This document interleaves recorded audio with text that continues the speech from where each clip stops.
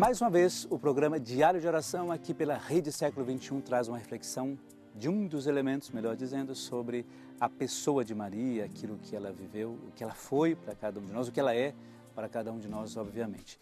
E hoje a gente vai falar de Maria e Isabel, mulheres que se colocaram a serviço do próprio Deus. E nessa temática, uma das coisas que, claro, eu já disse que é a questão do serviço, de uma maneira muito especial, mas a gente vai tentar refletir um pouco mais o que isso tem como consequência na nossa vida pessoal. A gente sabe que Maria, quando recebeu a notícia de Deus de que seria a mãe do Salvador, e ficou sabendo que Maria, pelo próprio anjo, que Isabel, a sua prima, estava também grávida pela ação do Espírito Santo, ela foi até Isabel. O que se diz é que essa visita, que essa distância era longa, né? Eu não tenho assim pormenores disso para apresentar aqui, mas o que se diz sobre essa viagem de Maria era uma viagem longa e certamente não foi tão fácil para uma mulher que havia sido, que estava também grávida, fazer. Agora, a dimensão do encontro é que para mim é primordial. O encontro dessas duas mulheres que estavam em estado de graça por terem sido escolhidas por Deus para viver esse projeto tão grandioso de salvação. Projeto grandioso de salvação porque a primeira referência que a gente tem não é só de Maria, que estava grávida de Jesus, o Salvador da humanidade, mas daquela que estava grávida do precursor, ou melhor, daquele que iria antes de Jesus anunciá-lo, para que as pessoas pudessem recebê-lo. A gente até aqui pode entrar, não sei se a gente vai conseguir fazer isso com o tempo, mas no papel que João Batista teve neste anúncio de Jesus. E, por um lado, esse anúncio às vezes até duro e difícil de as pessoas entenderem. João Batista pregava de fato uma conversão radical para que as pessoas pudessem conhecer Jesus. Só conheceria Jesus quem fosse batizado e quem tivesse uma mudança plena e total de vida. Hoje a gente compreende que, de fato, essa conversão ela existe e é exigida de nós, mas nós sabemos que nós, ao longo do nosso dia, da nossa vida, podemos viver isso de maneira mais intensa ou não. Mas esse encontro dessas duas mulheres foi primordial para esse processo de salvação que nós conhecemos. Por quê? As duas reconheceram que, de fato, elas estavam num momento de graça. As duas compreenderam que a missão que elas tinham era muito maior do que até então elas podiam compreender. Elas sabiam disso. Elas, claro, não tinham detalhes sobre isso, mas sabiam. Por isso, se colocaram a serviço. Primeiro, uma da outra, vivendo plenamente o serviço da casa, o serviço do cuidado com a gravidez da outra, aquilo que é básico.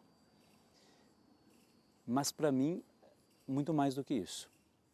Porque Isabel coloca o seu filho também para anunciar para a sociedade descrente a vinda de alguém que ninguém conhecia e sabia muito menos se era verdade aquilo que ele estava dizendo. Ou seja, João Batista colocou a sua vida em risco, como de fato encontrou a morte. E a preocupação de Isabel como mãe era justamente essa. Quer dizer, o meu filho vai falar de um Deus que ninguém conhece. Ele vai falar de um filho de Deus isso seria uma blasfêmia naquele tempo. Não se podia falar que alguém era filho de Deus ou que nasceu diretamente de Deus. Isso era um atentado. A pessoa era condenada à morte por causa disso. Aliás, uma das condenações de Jesus foi por isso, que ele se declarava filho de Deus. Então, essa era a preocupação de Isabel. E Maria, a preocupação do que seu filho encontraria a partir do anúncio de João Batista. Então, o encontro de duas mulheres que se colocam a serviço uma da outra, mas também se colocam a serviço da comunidade, se colocam a serviço da humanidade.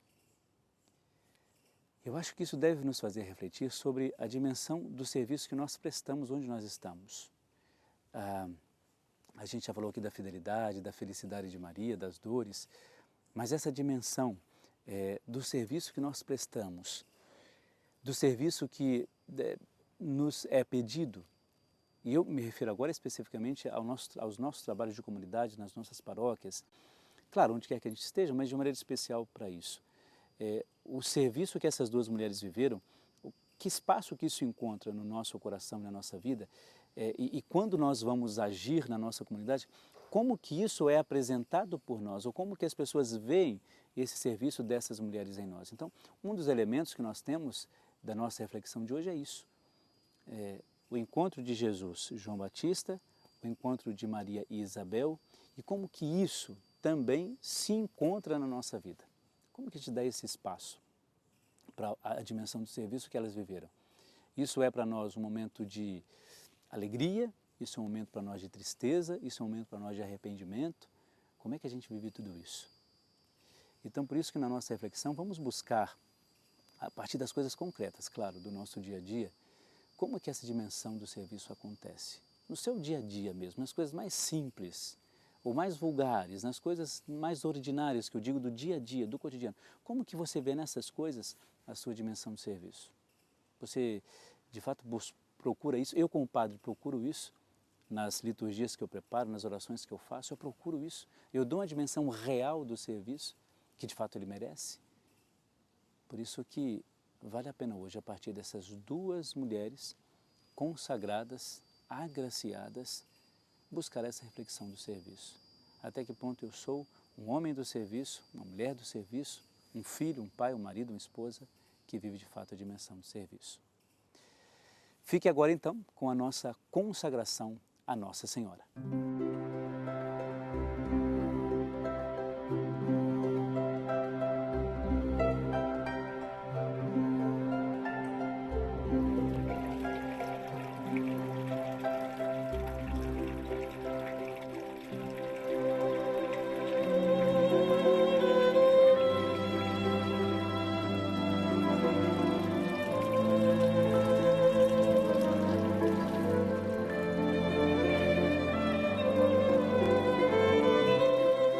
Lembrai-vos, ó Nossa Senhora do Sagrado Coração, do poder inefável que o vosso Divino Filho vos concedeu sobre o seu coração adorável.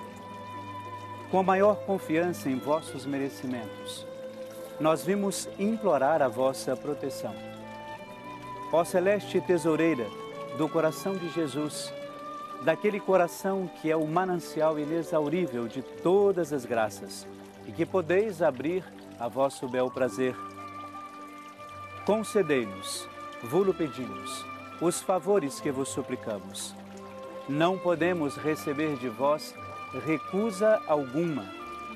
E já que sois nossa mãe, ó Nossa Senhora do Sagrado Coração, acolhei benignamente as nossas preces e dignai-vos deferi-las, assim seja. Nossa Senhora do Sagrado Coração, rogai por nós. São José, exemplo e padroeiro dos amigos do coração de Jesus, rogai por nós.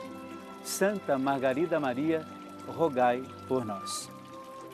A nossa consagração a Nossa Senhora é para todos vocês que suplicam, imploram, para todos nós que suplicamos e imploramos sempre a sua proteção e que sejamos sempre fiéis e pedimos a ela sempre a sua intercessão.